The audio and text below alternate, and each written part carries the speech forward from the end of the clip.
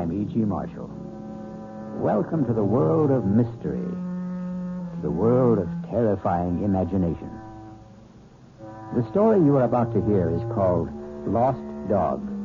Yes, a dog story. But please don't expect a charming family tale about man's best friend. In fact, you may even decide that the dog in this story is man's worst enemy. It all depends on whether or not you share the particular terror of our heroine, Miss Julia Smollett. Get it out! Get it out of here, please! Please, George, take him away! Give me a dog, for Pete's sake. It's not going to hurt you. Get it out! George! Please!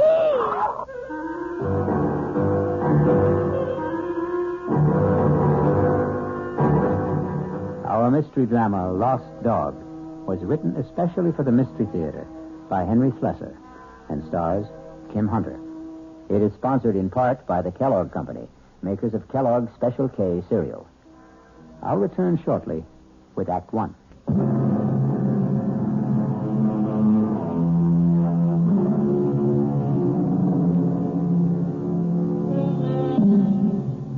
Our story begins in the quiet parlor of a small suburban house at the end of Elm Street.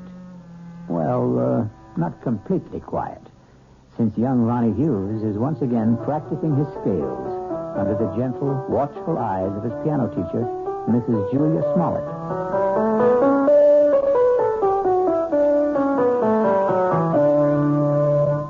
Well, that was very good, Ronnie. It was much better than last time.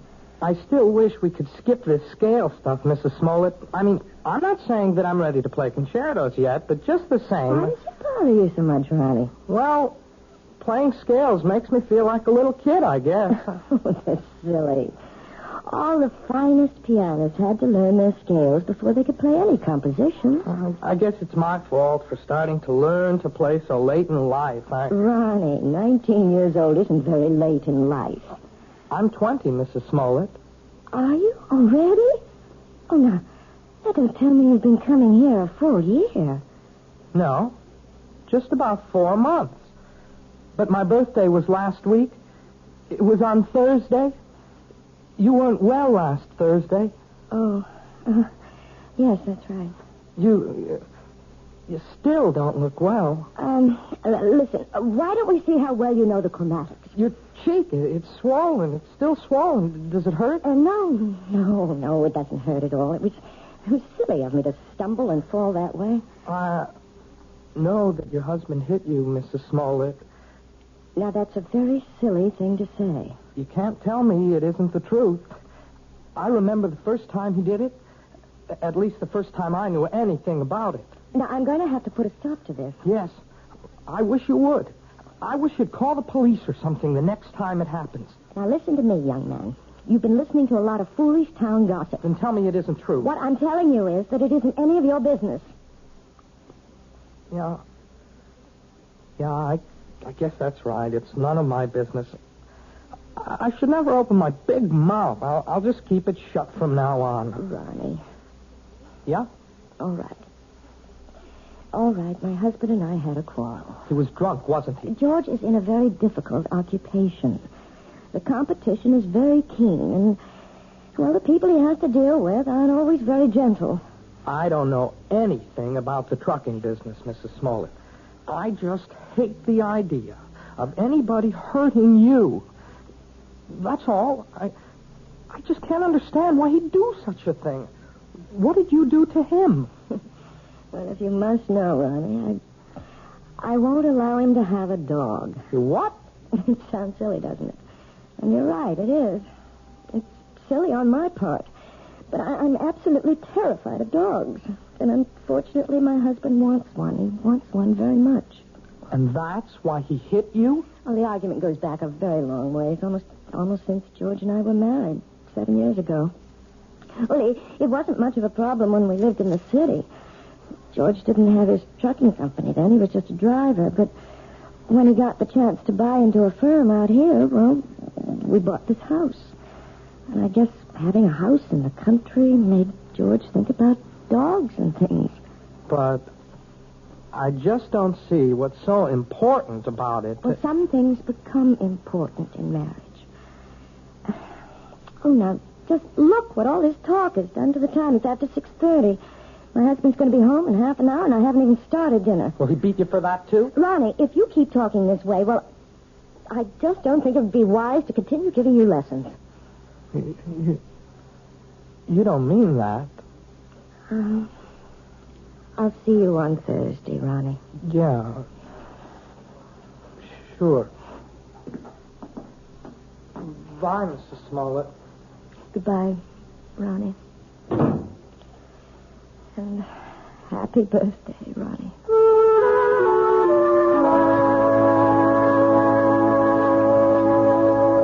What else could I tell the guy?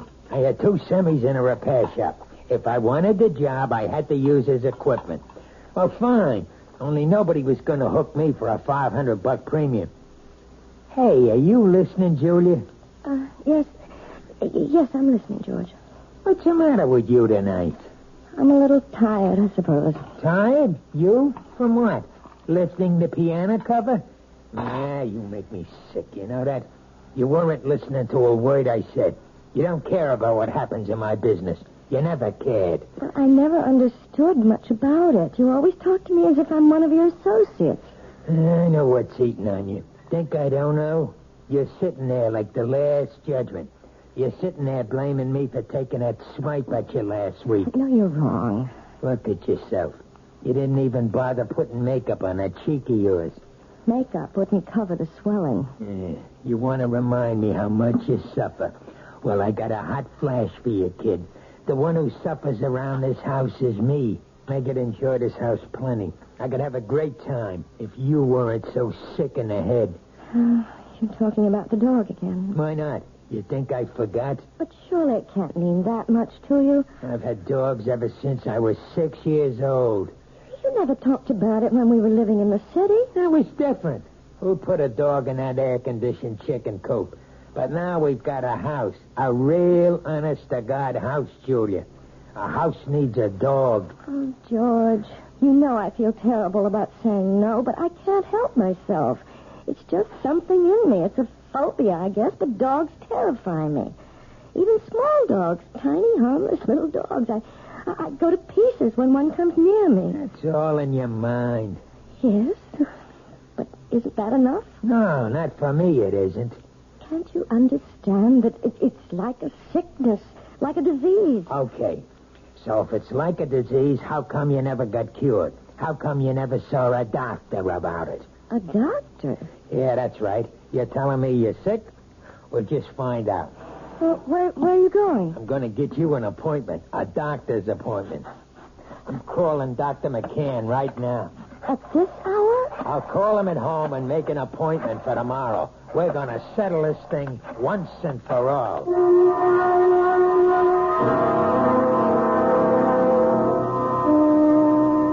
Well, Julia, maybe I'm the wrong kind of doctor.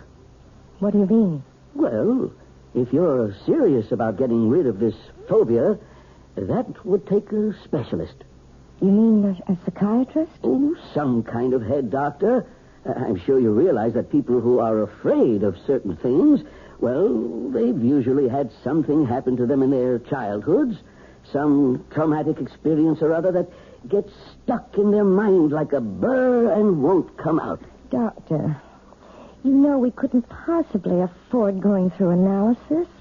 George's company isn't doing that well. He'd never stand for paying all that money week after week. Well, maybe you don't need all that couch stuff. Maybe there's something else you might try. Like what? Do you ever hear of hypnotherapy? You mean getting hypnotized by someone? Not just by someone. I mean someone who can put you under and maybe help cure you of this thing. I'm not saying it always works, but it does sometimes. Oh, I don't know. The thought sort of frightens me. Nothing frightening about it.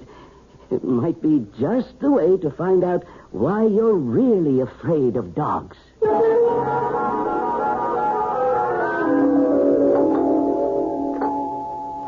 1 minute. What'd you do, forget your key? Yes, George, I'm sorry. Where you been so late? It's almost 7:15. I went to a movie after I saw Dr. McCann. I was just so nervous. I had to get out of myself, so I went to this movie, and it lasted longer than I thought it would. Oh, that's great. Just great. Now what happens to my dinner, huh? Dinner's all ready. All I have to do is heat it. That's a fine thing. I come home early to surprise you. You're not even here. I'm sorry, George.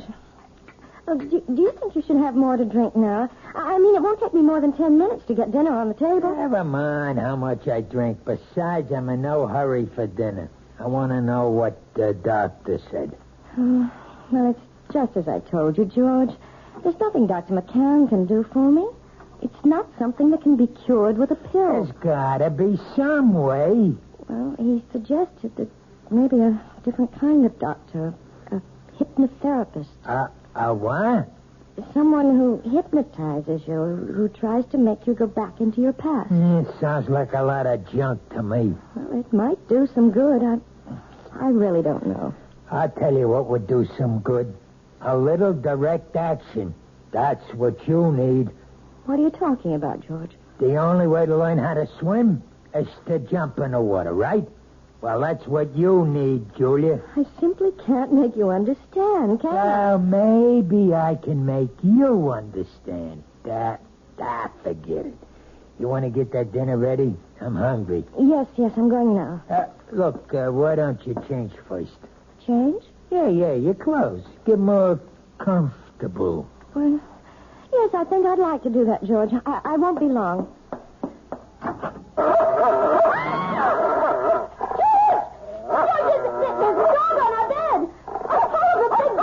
Take it easy. That's my surprise. That's it. Tell her. Please, George, take him away. It's only a dog, for Pete's sake. He's not going to hurt you. Get it out, George!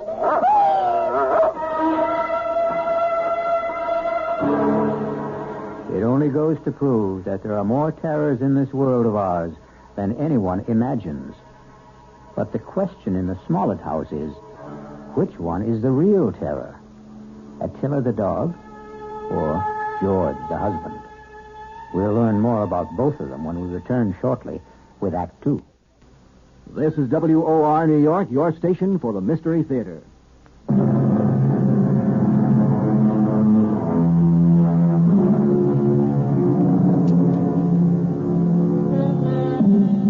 Now let's return to the plight of Mrs. Julia Smollett, the woman whose nightmares take the shape of a barking dog.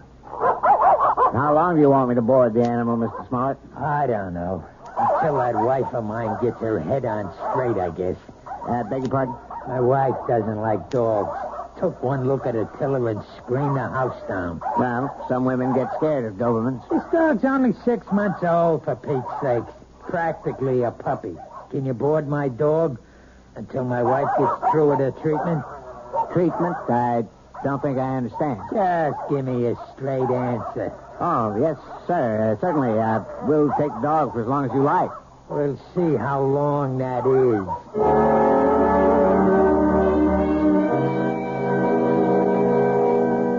Please sit down, Mrs. Smollett. Thank you. Right here, Mr. Smollett. Yeah, thanks. You both seem a little nervous. I'm sorry, Dr. Froelich, but I suppose I am. I know. Dr. McCann explained to me. He said that hypnotherapy was an accepted kind of treatment. For some cases, yes. Not all of them. All I want to know is, will it work? Well, frankly, I don't know much about your wife or her problem. I'm not going to say I can help her get over this particular phobia until I do. Please, George, let me tell the doctor about it. I can tell him in one sentence. My wife's afraid of dogs. All dogs. Big ones, little ones. Falls apart when she just looks at one. No, that isn't true. I don't fall apart, as my husband said, unless I'm close to them. Animal phobias are one of the most common types I deal with, Mrs. Smollett, and I might say that I have a great deal of success with them. But how do you do it? I use a technique called hyperamnesia. Amnesia? Actually, it's the opposite of amnesia. After placing the subject in a trance state and making her completely willing to free herself from critical judgments about her past... Wait a minute. I'm not following you. What we do is get the subject to remember long-forgotten, very, very deeply repressed experiences. Sometimes they remember them in great detail, even though they still maintain amnesia at the conscious level. And you see... I'm not sure I do. Do you mean you can find something in my mind that I don't even know is there? Possibly. It may take some time. We might need several visits to establish a rapport between us. But if all goes well, we should soon be able to find out if anything in your past is causing this problem. And, of course, that something will most likely concern a dog.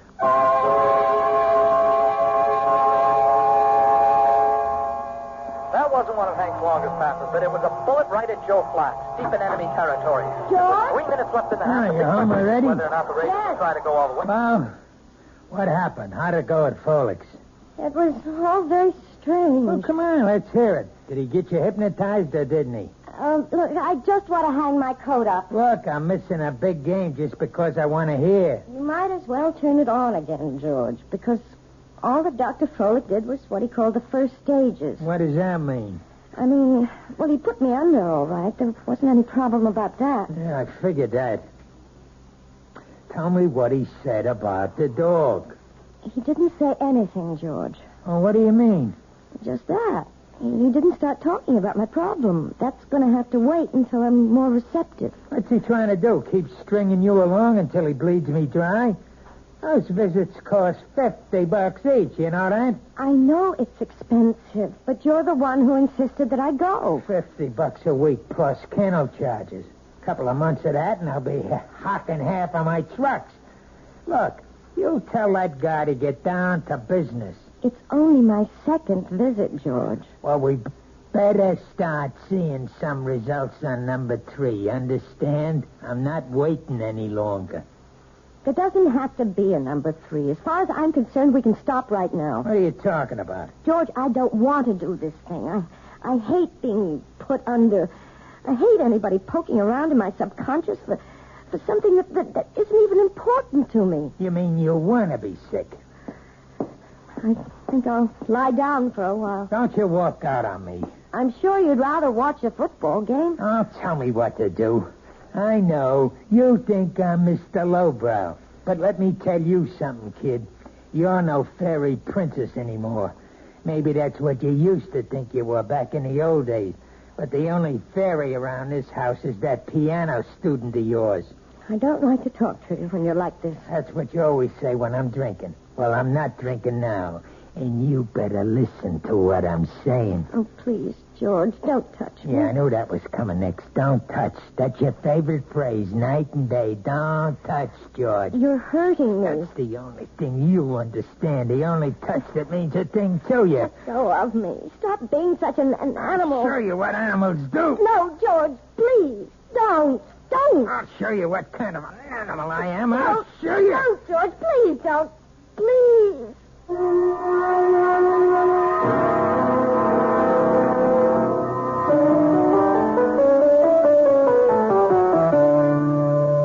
Well, I guess that wasn't much better, was it? What? You didn't think much of the performance. I mean, it wasn't exactly Horowitz, was it?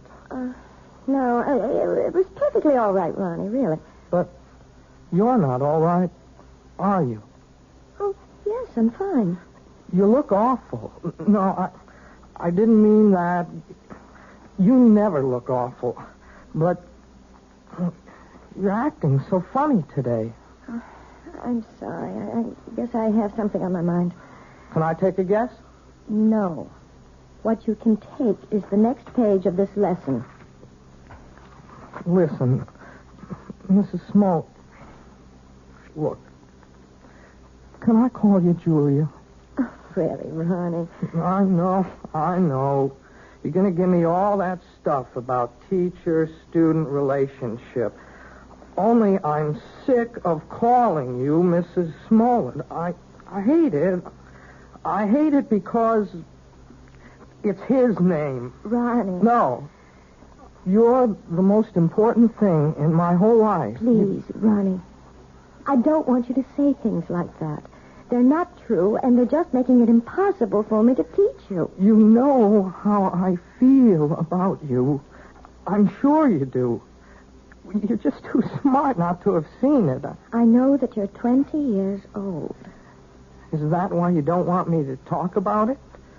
Because I'm younger than you are? It's flattering that you feel that way, Ronnie, but I know it's just a little crush you have. Boys go through that sort of thing all the time. Boys. Crush. Look, you're treating me like a kid. If you ask me, that's why you keep me on those damn scale exercises all the time, so you won't have to think that I'm any more of a man than those 10-year-old kids that you teach all the time. No, Ronnie. I know you're a man. Of course I do. Well, and if you think that, treat me like one. Just once. Please. Please. Let me kiss you, Julia. Just once. Ronnie. Please, Julia. Ow. What is it? What's the matter? It's nothing. I just bruised my neck a little, and when you touched it... Your neck? Yes, it's nothing. Is that why you're wearing the scarf today? Let me see. No, Ronnie, don't. Oh, my God. It was just an accident. Nothing but an accident. You're all bruised. Your whole neck. Look at it. I can see more bruises. Down the shoulder. What did he do to you? Please don't talk about it. I can't bear to talk about it. You don't have to. Julia, you don't have to. But he's going to talk about it. With me.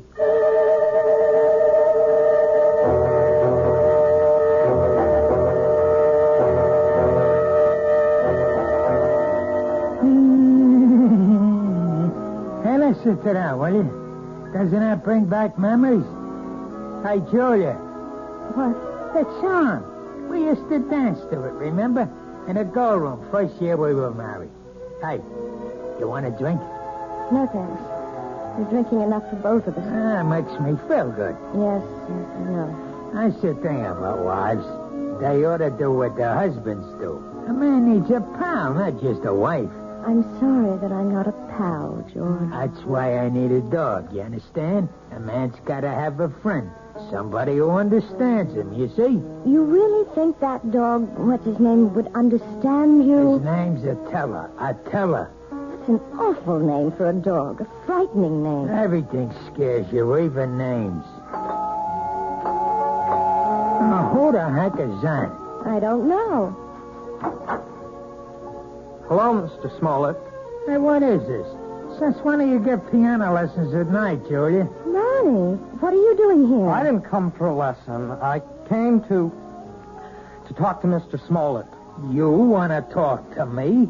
About what? May I please come in, sir? Yeah, sure. Come on, Sonny. Ronnie, you shouldn't have come here. I won't stay long. I just want to say something to your husband. Sure, kid. Go ahead. I wanted to say that I know what you're doing to Julia. I know how you've been hurting her, and I won't let you get away with it. What was that? Oh, Ronnie, no. No, but even if she doesn't want to say anything about it, I will. You touch her again, I'll go to the police. I mean that. See, there are laws in this country. I think maybe I'm hearing things. I swear, Mr. Smollett, you ever hit her once more, you're going to go to jail. So I'm going to jail her, and you're going to put me there. Ronnie, I begged you not to do this. No. It's okay, Julie. I like hearing this. I mean, I want to know what the younger generation is thinking. You don't want me to hit my wife anymore, is that it? That's it. You sure you know the difference between hitting and just giving little love taps? Please, Ronnie, go. Go right now. I mean, maybe you made a mistake, kid. For instance, This is a love tap. George! Now, that's a love tap, Ronnie, baby. This is... George, stop it! Don't! And you see the difference, kid? You better be sure you know the difference before you talk to the cops. George! George, don't!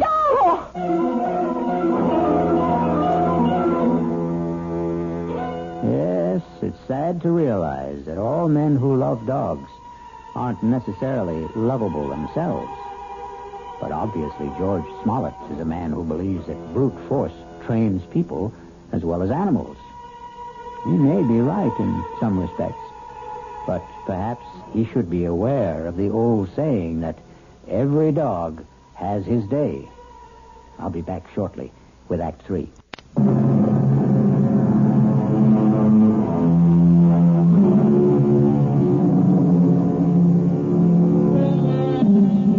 An important day has arrived in the life of Julia Smollett and her husband George, because Julia is on her way to the offices of Dr. Froelich, who has promised that this is the day which may bring her back to the forgotten days of her past, perhaps to the very day when she equated the word terror with the friendly eyes and wagging tail of man's best friend.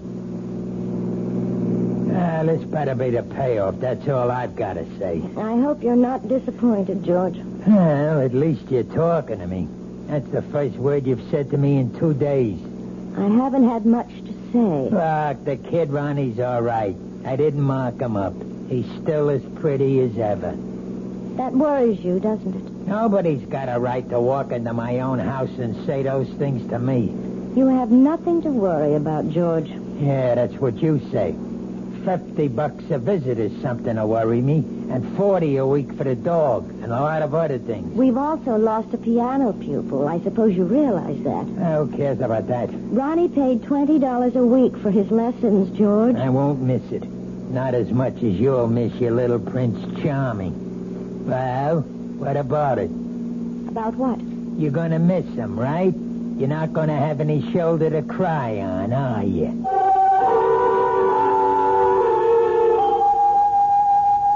I think I'd better explain exactly what I plan, Mrs. Smollett. We're going to try something called age regression. Age regression? It sounds as if you're going to make me younger. That's almost exactly what we'll try to do. Well, if you can, Doctor, you'll have every woman in America on your doorstep. All I'm going to do is attempt to take your mind back into your own past. I'm going to see if you can relive some of your earlier years. You mean that I might actually remember things from my early childhood? I'm hoping that you'll recall one particular thing. The thing which you've been concealing from your adult self for a very long time. It's rather frightening, isn't it? No, you mustn't fear knowledge, especially self-knowledge. Now, we'll just draw the window shade and we'll get started.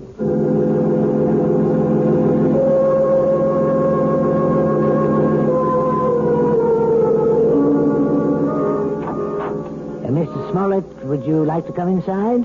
Me? You mean you're all through so fast? No, we're not through, but your wife is in a deep trance, and I thought you might want to be here when we begin the age regression attempt. Well, sure, if you want me in there.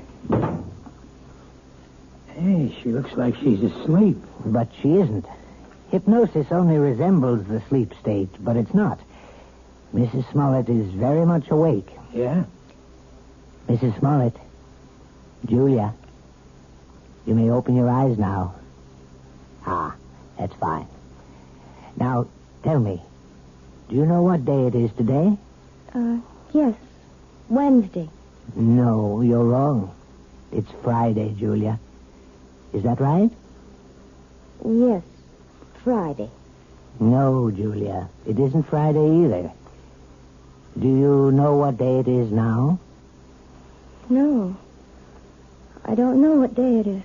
In fact, right now you don't know the day or the month or even the year, Julia, do you? No. You see, Mr. Smollett, I'm purposely doing this to dislocate your wife in time. Oh, yeah, I understand. Julia, you're going to be a child all over again. You're going to see and hear and feel everything you did since you were a baby. And you're going to tell me everything I want to know about what you see, hear, and feel. You're going to answer all my questions starting right now. You understand? Yes. Julia, you are 1 year old. Do you hear me? You're an infant, only 1 year old. Tell me what you know, Julia. Tell me if you're afraid of dogs.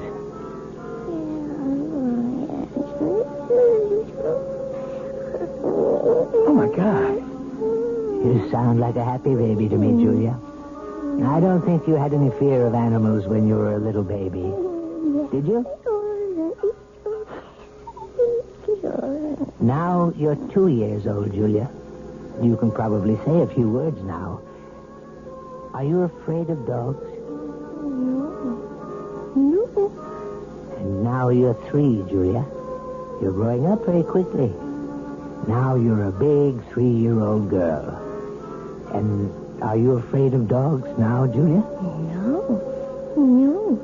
I'm not afraid of Bow Wow. You're 4 years old now, Julia. Tell me if you're afraid of dogs now. It's all right to shake your head as long as you tell me, Julia. Now you're 5. 5 years old. What? Still not afraid of dogs? No. I'm not afraid. Now you're 6, Julia. 6. This can go on forever. Please, Mr. Smollett. Not afraid at 6, Julia? Then let's be 7 years old. You're 7 years old. Still not afraid, are you? Now, what about 8? You're an 8-year-old girl now. Topper. What was that? Topper. Poor Topper. What's she saying? Julia, who is Topper? Is Topper a dog? Topper's my dog. Where is Topper now, Julia? Topper's dead. They put Topper away. Then they killed him, and it's all my fault. What's your fault? What did you do, Julia? No. It's his fault. It's Bobby's fault. Who is he, Julia? Is Bobby a friend of yours? I hate him. He teases me all the time. I'm glad I did it. I'm glad. Only don't kill Topper, please. Please don't kill my dog. Does all this mean something? Yes, it means a great deal, Mr. Smollett. Julia, now please listen. I want you to tell me all about Bobby and Topper. Bobby lives next door. He's 10. He teases me. He pulls my hair. He tore my dress. He put mud in my shoes, and he hit Topper with a rock. Mommy! What happened, Julia? Why are you calling your mother? What's happened to Bobby? He's killed him. He's killed him. Who? I warned him. I told him what I would do. I told him. Was it Bobby you warned? Stick him, Topper. Kill him. Oh, my God. Quiet. Julia, listen to me. I want you to explain everything to me very clearly. Did you tell your dog to hurt Bobby? Yes. Did he hurt Bobby? Did Topper kill him? No, he hurt Bobby. He didn't kill him. He hurt Bobby in the neck, but they killed Topper. They killed my dog. And it's my fault.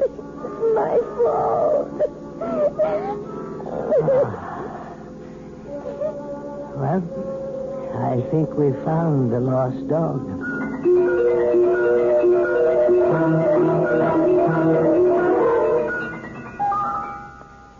So, now you know, Mrs. Smollett.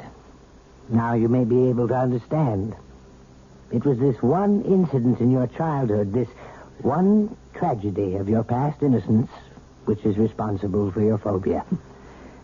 More than anything, you have a strong feeling of guilt. You blame yourself for what happened to little Bobby, when in all likelihood you were not in any way at fault. No, Dr. Froelich. You're wrong about that part. It was my fault. I remember it all now. You probably just wished that Topper would turn on the little boy, and you saw your wish become a reality. So you accused yourself of a crime. I didn't wish it. I told Topper what to do. I hated Bobby so much I wanted him to sink his teeth in that little boy's throat. Well, at least you've brought it all into the light, Mrs. Smollett.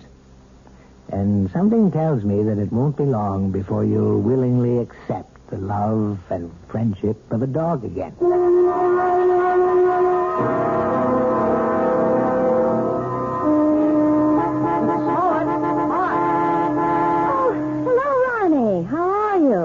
I'm okay, I guess. That looks like a brand new car you're driving. Oh, yeah, it is. My parents gave it to me for my birthday, but, well, it took a couple of months to get it here from the factory. Well, you see, I wanted a couple of special things done to it. It's very handsome, Ronnie. I'm sure you're enjoying it. Yeah, it's great. I guess you've been shopping, huh? Yes, I have been. Ronnie, maybe you'd like to come inside for a few minutes for some tea or something? I'm afraid I can't right now. See, I'm supposed to pick up Lisa at her house. Lisa? Yeah, Lisa Bryant. We, sort of going steady now. Yes, of course. Well, it was very nice running into you, Ronnie. Yes, it was. Hey, by the way, you're looking, you seem real fine these days, Mrs. Smollett. Yes, Ronnie. I'm really very fine. Now I've got to go inside. It's time to feed Attila. Who? Goodbye, Ronnie.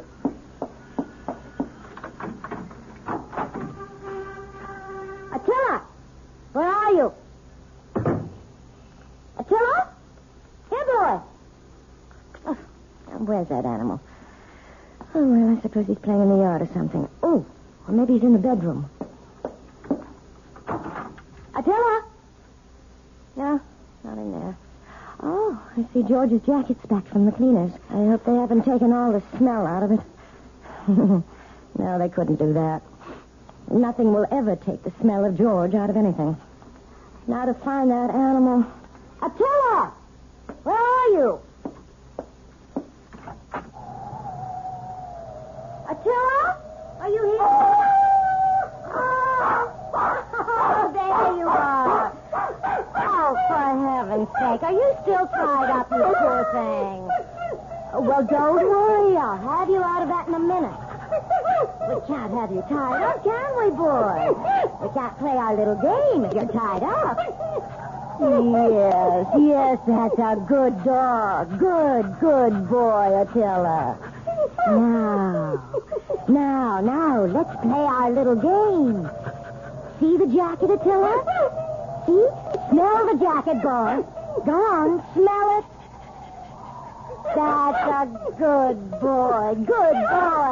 Now, sick him, Attila. That's it. Sick him, Attila. Sick him.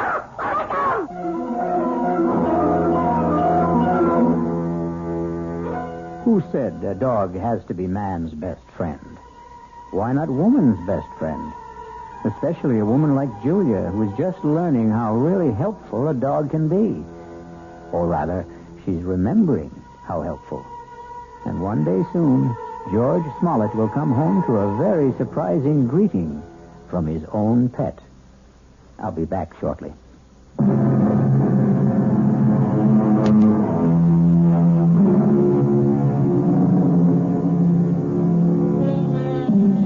We hope we haven't given you the impression that we don't love dogs. We love them very much, especially since dogs are descended from wolves.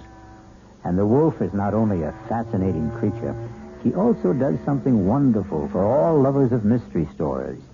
He makes this chilling sound. Our cast included Kim Hunter, George Matthews, Robert Dryden, Gil Mack, and Mandy Patinkin. The entire production was under the direction of Hyman Brown. Radio Mystery Theater was sponsored in part by Anheuser-Busch Incorporated, brewers of Budweiser. This is E.G. Marshall inviting you to return to our Mystery Theater for another adventure in the macabre. Until next time, pleasant dreams.